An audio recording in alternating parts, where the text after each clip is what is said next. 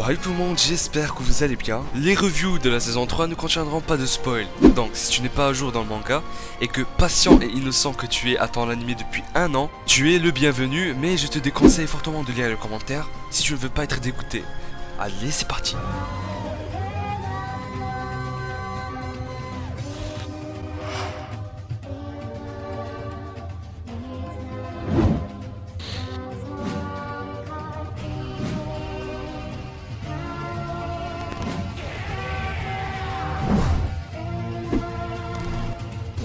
Tout commence par Eren qui a enfin découvert la mer, pour la première fois.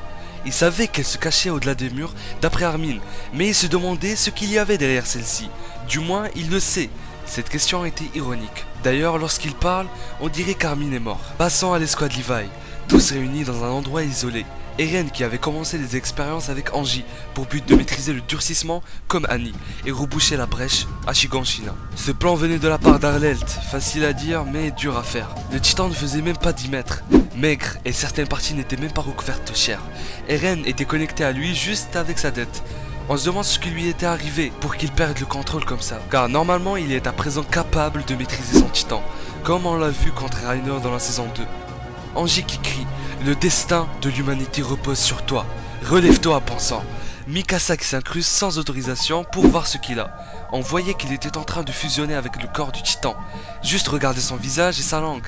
D'un côté, cette folle, c'est la première fois qu'on la voit paniquer en criant. L'expérience était un échec. On nous rappelle aussi l'importance d'Historia, avec un flashback quand le révérend Nick affirmait ceci. Qu'est-ce qu'il peut bien cacher? On se demande s'il n'aurait pas, comme par hasard, des informations en rapport avec les murs et le durcissement. À un moment entre Eren et Historia, il était en train de lui remonter le moral. Peut-être ce n'était pas son intention, mais ça a fait l'affaire.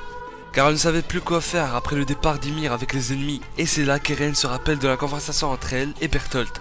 À cet instant, elle avait dit qu'elle irait à l'extérieur des murs environ 60 ans, avant qu'elle soit redevenue humaine. Cela sera une information très importante pour Angie par la suite. On apprend que le pasteur Nick a été assassiné à Trost. Quand Angie découvra ça, les deux soldats des brigades spéciales disaient que c'était un crime commis par un voleur, car il y avait des objets de valeur dans la chambre. On le voyait dans un sale état, ce n'est pas possible. Il a été abattu, des angles enlevés, c'était tout sauf un cambriolage. Les soldats lui faisaient comprendre qu'elle n'avait rien à faire ici, car il n'y avait pas de titan, ce n'était pas son travail. C'est vrai, mais on a quand même le droit de savoir. Que des mensonges de leur part. À un moment, Angie prit la main de Sanès, et elle la caressait en même temps qu'elle parlait, ce n'est pas pour rien. Ses poings étaient en sang.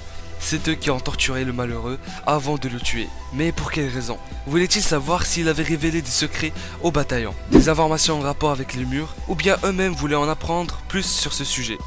À la fin, il est mort en enterrant ses secrets avec lui. C'est brave de sa part, même en lui enlevant tous les ongles des doigts, il est resté fidèle et n'a pas vendu la mèche. Le bataillon d'exploration s'intéresse à la famille Ress, mais personne ne le sait, sauf qu'un ennemi en a après eux pour X raisons. Il est temps de changer de refuge, un ordre de la part d'Erwin. Il ne fallait laisser aucune trace, et juste après quelques instants de leur départ, les brigades spéciales voulaient les capturer. Et c'est là qu'on a eu la confirmation de la part du chef, le centre qui, d'après moi, je dirais le gouvernement, veut stopper toutes les activités du bataillon et veulent à tout prix récupérer Historia et Eren. C'est normal vu qu'Eren est un possesseur du titan, mais pourquoi Historia? Qu'est-ce qu'elle a de si important? À part qu'elle venait d'une famille noble, qui est la famille Ress. Erwin a l'air mal au point, vu qu'il était avec Neil et les soldats de la brigade spéciale. Aussi, ces personnes qui font partie du gouvernement ont l'air bizarres, à le dire qu'ils avaient trop donné de nourriture au peuple, car c'est une chose qui doit être faite de base, et on aperçoit quelqu'un nominé Lord Ress. Serait-ce le père d'Historia ou quelqu'un de sa famille? Et pourquoi on l'appelle Lord alors que le roi est juste assis là-bas? De plus, il a juste l'air de s'en taper de ce qui se passe. Il attend l'heure de la sieste ou c'est comment? Parle un peu, dis quelque chose. Un cadavre qui te fixe, ma parole. Bon, on veut des explications. À la fin, Ress dit, il est passé à l'action. Mais de qui parle-t-il? Et qu'il n'était pas nécessaire de relancer des recherches pour retrouver Eren et Historia. En parlant d'eux, ils se sont cachés à Trost. Même si c'était l'endroit où Nick s'est fait tuer, la ville était le lieu idéal pour l'équipement tridimensionnel. Pauvre Armin qui personne n'aimerait être à sa place. Jean qui se dit qu'il s'était juré de jamais jouer la doublure d'Eren. Mikasa et Sasha les récupèrent. Levi et Nifa et des hommes d'Angie qui espionnent un chariot. On se demande ce qu'il y avait dedans. À un moment, Ackerman remarque quelque chose de louche, comme quoi il trouvait trop simple ce qui se passait, et que c'était une ruse d'une personne qu'il connaissait. Il demanda à sa collègue si elle connaissait Kenny, pour après dire qu'il vivait avec lui. Celle-ci rougit, croyante qu'il plaisantait avec elle. Pour filer une cible en groupe, pose-toi en biais derrière elle et en hauteur pour tout surplomber. Et c'est là qu'il entre en scène, tout le monde se prit une balle dans la tête, notamment Nifa. Merci Isayama, on vient tout simplement de nous introduire un personnage qui m'a vraiment plu et forcément à un moment donné, il devait disparaître. Pour la première fois, on voyait Levi terrifié, enfin juste un peu, mais pendant un court instant, mais on se dit bien qu'il y aurait du combat.